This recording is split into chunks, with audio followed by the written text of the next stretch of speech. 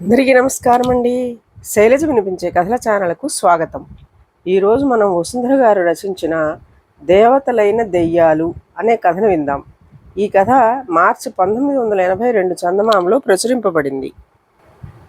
పోలవరం ఊరు చివర మర్రి చెట్టు మీద చాలా దెయ్యాలు కాపురం ఉండేవి. ఒకరోజున కొత్త దెయ్యం ఒకటి ఆ చెట్టు దగ్గరకు వచ్చింది. ఇప్పటికే ఈ చెట్టు ఇరుకైపోయింది. నువ్వు పోయి మరేదైనా చెట్టు చూసుకో అంటూ మర్రి చెట్టు మీద పెద్ద దెయ్యం కొత్త దెయ్యాన్ని అదిలించింది. ఎక్కడికి పోయేది? దగ్గరలో ఎక్కడా మరొక మర్రి చెట్టు కనపడడం లేదు అంటూ కొత్త దెయ్యం దీనంగా ముఖం పెట్టింది. అయితే మనుషుల మధ్యకు పోయి ఉండరాదు అన్నదొక దెయ్యం. మనుషులతో వేగడం మహా కష్టం. ఇంట్లో దెయ్యం ఉందని అనుమానం వచ్చిందంటే మంత్రగాళ్ళను పిలుస్తారు.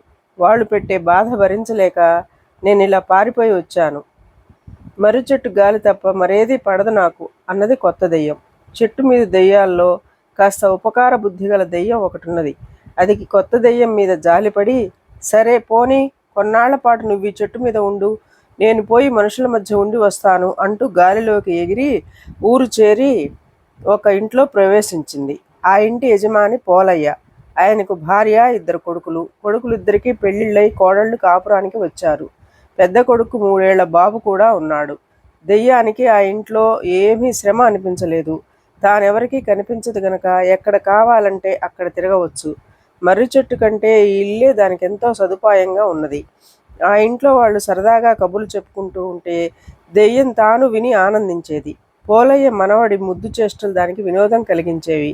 ఇక ఆ ఇల్లు వదలరాదనుకున్నది దెయ్యం. ఇలా 1 నెల రోజులు దెయ్యానికి హాయిగా జరిగిపోయింది. ఒక రోజున ఇంట్లోని 3 ఆడవాళ్లు కబుర్లలో పడ్డారు. చిన్న కోడలు అత్తగారిని మెచ్చుకుంటూ, మన పొరుగింటి ఆవిడ కోడల్ని దెయ్యంలా వేధిస్తున్నది. మా అదృష్టం కొద్దీ మీరు మాకు అత్తయ్యగా దొరికారు అన్నది. ఆ పొరుగింటి ఆవిడ్ని దెయ్యంతో పోలుస్తావెందుకే? దెయ్యాలు ఆవిడ కంటే చాలా మెరుగు అన్నది పెద్ద కోడలు. ఇందుకు అత్తగారు నవ్వుతూ, దెయ్యాలు మెరుగంటున్నావు, నీకు వాటి గురించి బాగా తెలిసేమిటి అన్నది. తెలుసు కాబట్టే చెప్పాను.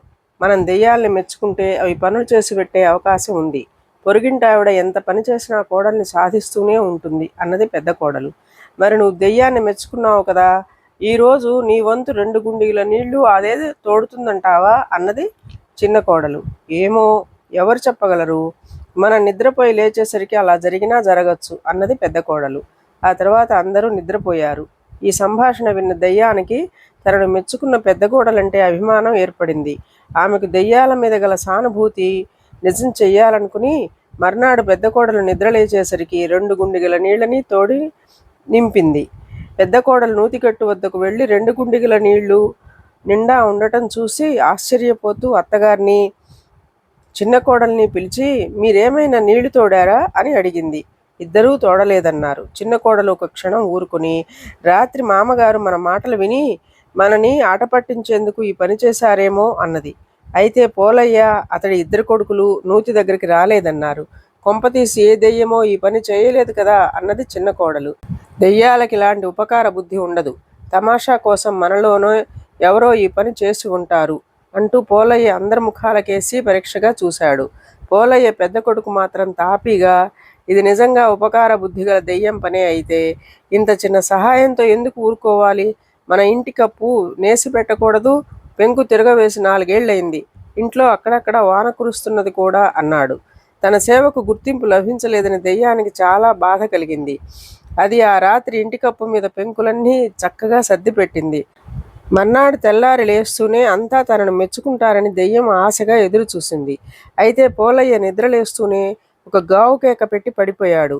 ఆయన 2 కొడుకులు కంగారుపడి వైద్యుడిని పిలుచుకువచ్చారు.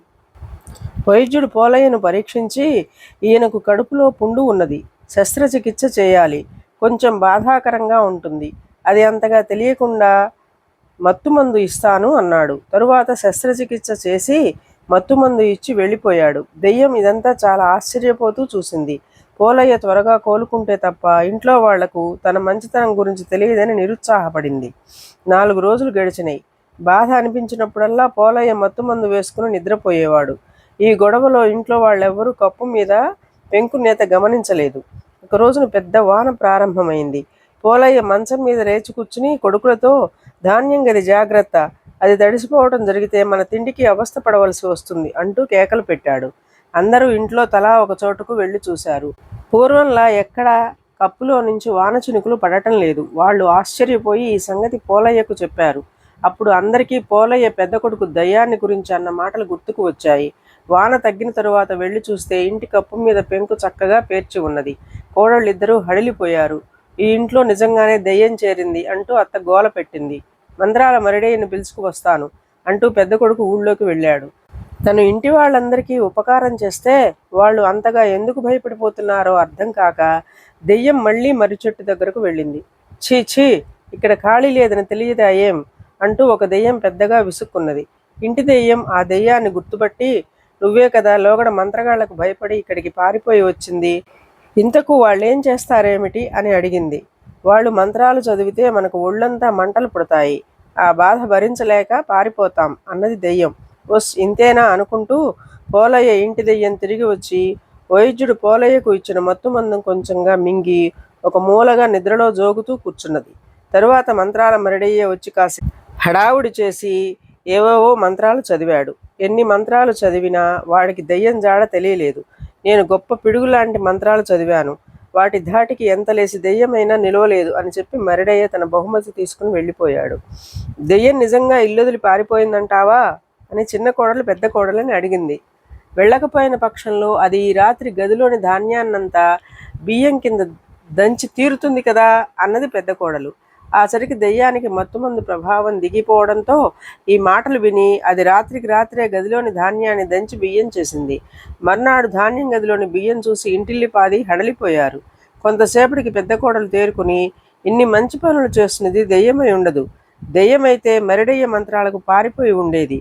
ఈ ఇంటిని ఏదో దేవత కాపాడుతున్నది, ఆ దేవత మనకెన్నడూ అపకారం చెయ్యదు అన్నది. ఈ మాటలతో అందరికీ ఎక్కడ లేని ధైర్యం కలిగింది. పోలయ్య ఇంటి దెయ్యం ఉత్సాహంగా మర్రి చెట్టు దగ్గరకు వెళ్ళింది. మంత్రాల మరిడయ్య తరిమేశాడా అని ఒక దెయ్యం అడిగింది. అదేం లేదు, మీ అందరికీ హాయిగా ఇళ్లల్లో ఉండే ఉపాయం చెబుదామని వచ్చాను అంటూ పోలయ్య ఇంటి దెయ్యం మత్తు మందుని గురించి వాటికి చెప్పింది. భలే మంచి ఉపాయం, ఇక ముందు మనం మర్రి చెట్లను పట్టుకుని వేళ్లాడనవసరం లేదు అంటూ కొన్ని దెయ్యాలు కేకలు వేశాయి. పోలయ్య ఇంటి దెయ్యం వాటిని ఊరుకోమని, ఇంతకాలంగా మనం చెడ్డవాళ్ళమని నేను అనుకునేదాన్ని, మనం దెయ్యాలమైనా మంచి పనులు చేస్తే మనను మనుషులు దేవతలు అంటారు, మనుషులతో పాటు హాయిగా బతకాలనుకుంటే మనం మంచి పనులు చేస్తూ దేవతలం అనిపించుకోవాలి అన్నది. ఆనాటి నుంచి మంచి పనులు చేసిన దెయ్యాలన్నీ దేవతలయ్యాయి, చెడ్డ పనులు మానలేనివి మాత్రం దెయ్యాలుగానే ఉండిపోయాయి. ఇదండి కథ. ఈ కథ మీకు నచ్చినట్లయితే లైక్ చేయండి, షేర్ చేయండి, కామెంట్ చేయండి, సబ్స్క్రైబ్ చేసుకొని నన్ను ఎంకరేజ్ చేయండి. నమస్కారం అండి.